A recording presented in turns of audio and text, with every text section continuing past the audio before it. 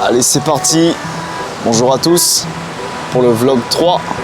Donc le vlog 2 c'était terminé. Je vous avais dit que j'avais réussi mon entretien. Pour vous donner un peu plus d'infos, ces personnes ont décidé de me faire confiance très rapidement. J'ai vu également ces personnes, des personnes avec qui j'allais apprendre énormément, des personnes de véritables mentors, des personnes très brillantes également. Donc j'ai vraiment hâte de commencer. On partirait sur un commencement en début juillet du coup. Dans cette vidéo, j'aimerais vous parler d'une notion également importante dans la reconversion, mais qui ne va pas forcément s'appliquer uniquement à la reconversion. Ce va être les objectifs.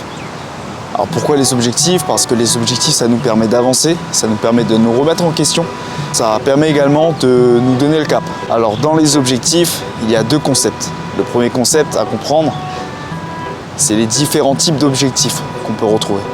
Ensuite, c'est également comprendre le principe d'objectif SMART. C'est l'acronyme qu'on donne.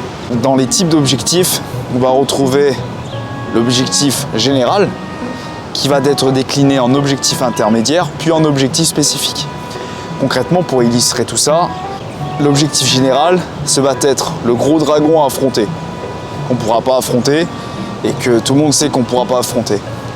Sauf que la seule chose qu'on puisse faire, c'est décliner ce gros dragon, l'objectif général, en objectif intermédiaire, donc en dragon plus petit, qu'on ne va toujours pas réussir à affronter et que tout le monde sait qu'on ne va pas pouvoir affronter. Donc, qu'est-ce qu'on va pouvoir encore faire? C'est les décliner en dragon spécifique, en objectif spécifique, qu'on va cette fois-ci pouvoir affronter. Concrètement, si on prend dans le temps, l'objectif général va être par exemple un objectif annuel. Les objectifs intermédiaires vont être des objectifs mensuels. Les objectifs spécifiques vont être des objectifs hebdomadaires, voire journaliers. C'est mieux que ce soit des objectifs quotidiens pour justement mieux traquer, être plus efficient et pour que ça aille également plus vite. Ensuite, il va falloir que chacun de ces objectifs, que ce soit l'objectif général, intermédiaire ou spécifique, soit détaillé en objectif SMART. C'est-à-dire que pour chacun des objectifs que vous allez annoncer, vous allez donner SMART, S spécifique, M mesurable, A atteignable, R réalisable et T temporaire. Spécifique signifie que ce soit dans un domaine bien défini. Mesurable, c'est aussi quantifiable. Vous allez voir que notamment dans le sport, c'est beaucoup plus simple à mettre en place car on a vraiment ce critère mesurable.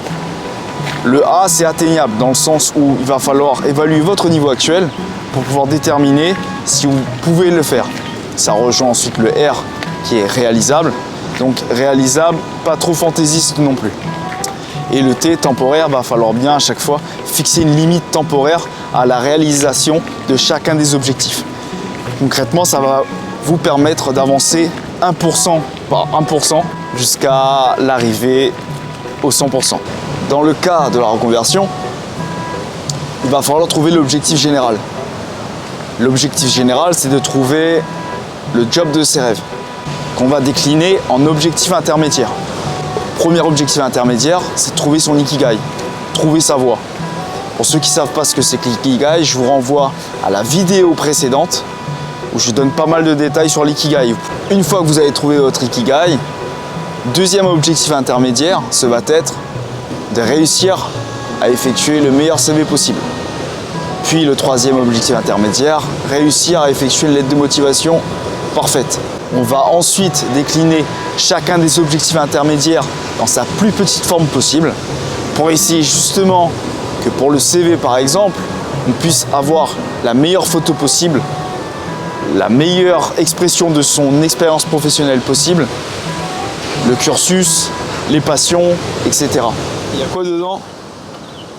150 g d'avoine, une petite portion de protéines, du chocolat et de l'eau. Beurre de cacahuète et du miel. Ah oui, du miel. Et oui, madame est en bulking. Ah, mon Dieu. Si vous voulez que je fasse un e-book des petits déj, n'hésitez pas à me le dire. Donc si tu as besoin d'un coup de main pour fixer des objectifs SMART ou les différents types d'objectifs, n'hésite pas à m'envoyer un message, je me ferai une joie de pouvoir t'aider. Et également, si tu as besoin d'un coup de main pour les objectifs sportifs, je pourrais également te donner, donner mon expérience. Ça dépend des domaines. Si c'est de la pêche, bon, ça va être compliqué. Mais voilà, parce que je vois beaucoup trop de personnes, lorsqu'ils se fixent des objectifs sportifs, dire qu'ils veulent devenir sportifs, tout simplement. Mais ça ne fonctionne pas comme ça, il faut vraiment un protocole assez précis. Après, il y en a, ils le vendent à des milliers d'euros. Moi là, pour l'instant, je suis personne. Qui suis-je? Où vais-je? Ça, c'est la philo. Et non, je me ferai un plaisir de t'aider. Voilà. Allez. Monsieur Chan en pleine action.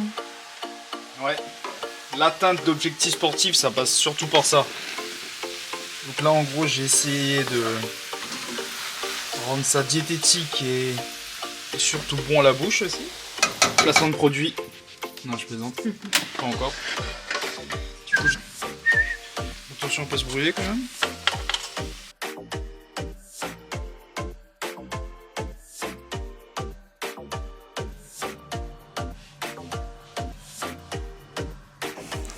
On se retrouve à 7 h du matin.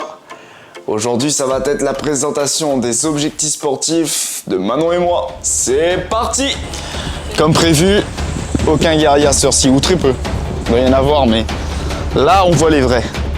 Alors, ce qui concerne mon entraînement à la salle, il faut savoir que je m'entraîne selon un principe qui existe déjà. J'ai décidé de le nommer l'entraînement en cascade, comme le schéma le propose ci-dessous. Et je vais vous l'expliquer du coup pourquoi. L'entraînement cascade, j'ai appris ça vraiment dans la calisthénie. Et quand j'ai appliqué justement à la musculation, j'ai vu très rapidement que ça fonctionnait énormément. Alors, les principes de l'entraînement cascade, le premier, on va prendre l'exercice le plus difficile qu'on puisse faire.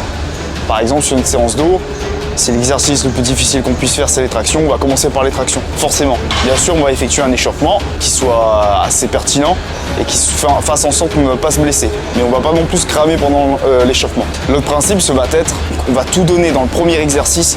C'est vraiment le but de la séance. Tous les autres exercices vont être là uniquement pour venir renforcer le premier exercice pour la prochaine fois notamment. Ah oui, et dernier principe, n'oubliez pas de noter chacune de vos performances pour pouvoir faire mieux la fois suivante. Du coup, on va commencer par mon entraînement. Je me suis fixé pour objectif d'effectuer une traction à une main avant la fin de l'année. Après renseignement, j'ai compris que la première étape était de faire 10 tractions lestées à 30 kg. C'est la raison pour laquelle j'ai décliné mon entraînement comme suit. Le premier exercice, le plus compliqué, va être des tractions lestées à 30 kg. L'exercice d'après, un peu plus simple, va être les tractions lestées à 15 kg. Puis les tractions négatives à un bras, aidées par les élastiques, d'abord le rouge, puis le noir, etc. Le maximum de traction pour contribuer au renforcement musculaire. Les curls biceps pour le renforcement des biceps.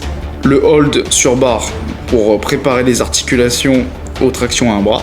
Concernant l'entraînement de Manon, son objectif c'est d'effectuer une traction propre avant le 1er janvier 2025. Après renseignement, pareil, il faut qu'elle sache en premier lieu faire 10 tractions à l'élastique rouge, donc ça va être son premier exercice.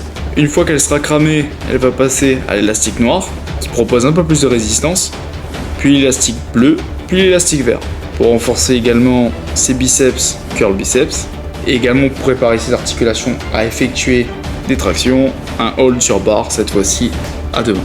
L'entraînement reste très similaire. Ouais, c'est parti.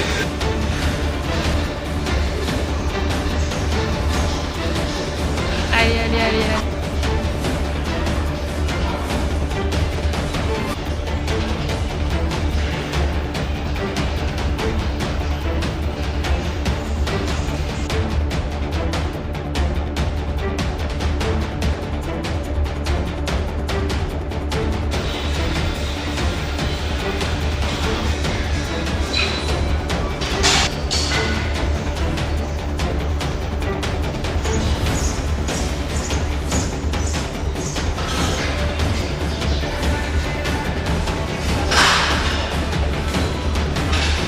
Le dernier hold en amoureux. Merci Manon. C'était top. Alors si on rappelle les principes de l'entraînement en cascade, le premier principe c'est de commencer par l'exercice le plus compliqué et de finir par l'exercice le moins compliqué. Le deuxième principe, c'est de travailler toujours à l'échec. Le troisième principe, ça va être de noter ses performances pour s'efforcer de faire mieux la fois d'après. Alors petit disclaimer, il s'agit d'une façon de s'entraîner, il en existe d'autres, et n'hésitez pas à partager la vôtre. Ça peut être différent pour quelqu'un qui voudrait rattraper un retard notamment. On arrive au terme de cette troisième vidéo. J'espère que tu as liké, commenté, partagé. Merci pour tout le soutien que tu m'apportes. On se retrouve pour une prochaine vidéo qui arrivera très bientôt. Tu vas voir, le prochain thème, il va être incroyable. À très vite. Salut.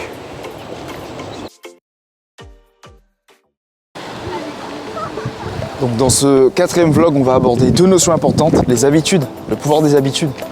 Et également le pouvoir des relations. Entourez-vous des personnes qui ont la même mission de vie que vous.